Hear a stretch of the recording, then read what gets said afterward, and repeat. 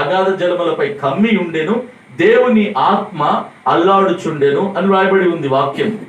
నాకు ఈ 4 లైన్లు నాకు ఒక 15 రోజులు పట్టింది దాన్ని క్లారిటీ తెచ్చుకునేసరికి. భూమి ఆకాశములను ప్లూరల్ వర్డ్ వాడాడు అక్కడ దేవుడు. కానీ దాని కింద చూస్తే భూమి నిరాకారంగా ఉన్నది ఒకటి, రెండవది శూన్యముగా ఉండెను, మూడవది చీకటి అగాధ జలములపై కమ్మి ఉండెను అని రాయబడి ఉంది. ఒకటి నిరాకారంగా ఉన్నది చూసినప్పుడు దేవుడికి ఫీలింగ్ చాలా తక్కువగా ఉంది. రెండవది శూన్యమైనటువంటి దాన్ని చూసినప్పుడు కూడా కొంచెం బాధపడ్డాడు. కానీ థర్డ్ వన్, మూడోది ఏంటి? చీకటి. ఎప్పుడైతే ఆ ప్రాంతమును కమ్మి ఉన్నదాన్ని చూశాడో అది చూసినప్పుడు దేవుడు ఏమన్నాడంట? దేవుని ఆత్మ అల్లాడిపోయింది అని వాక్యం అక్కడ ఉంది ప్రియులరా. ఒకటి శూన్యము, రెండవది